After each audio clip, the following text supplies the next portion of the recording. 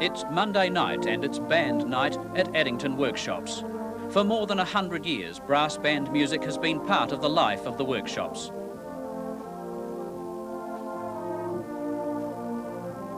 The Addington players work hard to stay one of the top B-grade bands in New Zealand. They have a tradition to uphold that goes back to the time the workshops began in 1879.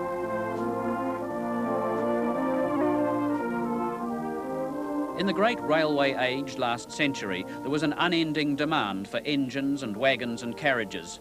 Addington grew quickly. In 1887, there were nearly 300 people working there. By 1894, there were 550.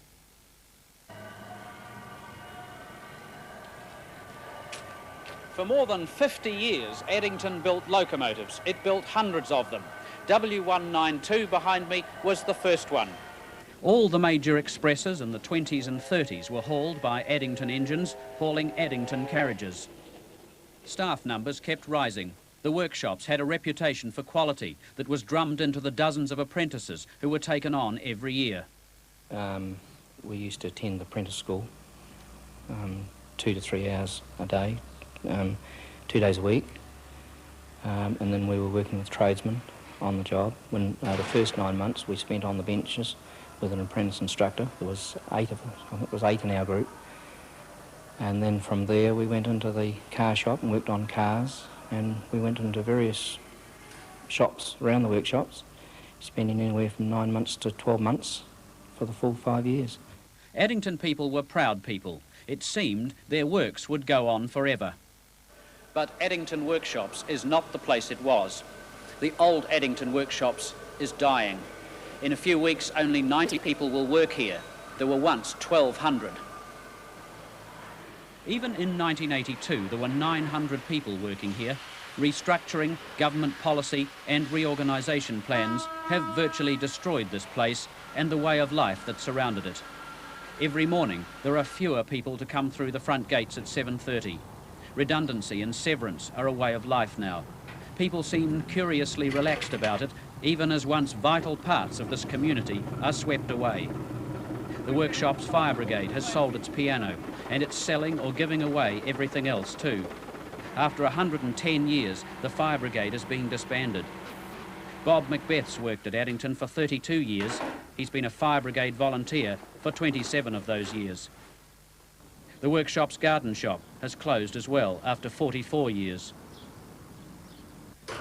Alan Monson's been here through the good times. He started in 1958. He's chairman of the Hall Committee. Used to have dances here. He's currently helping to wind up the workshop's picnic committee. For the first time for 50 years, the committee will not run a children's party this Christmas. Now, for the Christmas party, the kids' Christmas party, you had an aeroplane, didn't you? Yes, we used to hook that up onto the crane in the our woodwagon shop, and give the children rides down the shop and back again. Despite the apparent calm, the slow disintegration has caused a lot of stress. The workshop's manager, himself once an Addington apprentice, finds his job difficult.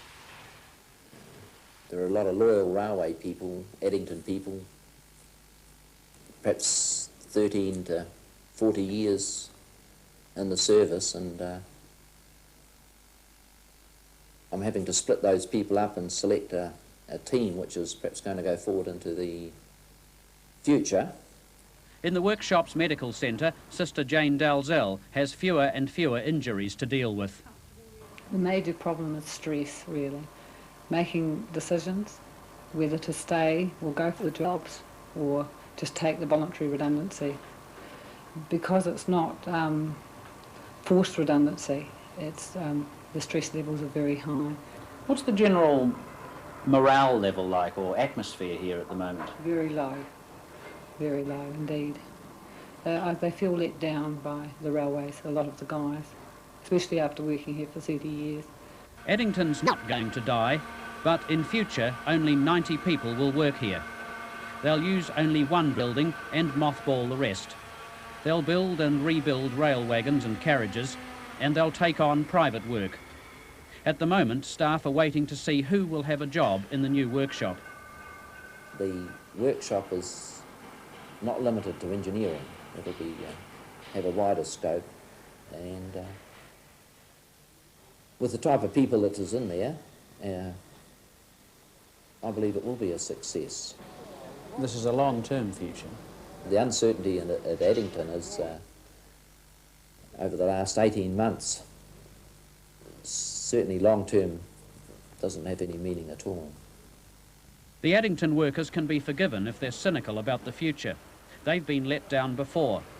The new management team is determined to keep alive the tradition of craftsmanship built up over 110 years. But they have no control over policy changes elsewhere. But perhaps they can take comfort in the fact that Addington's roses do still bloom in the spring and its band plays on.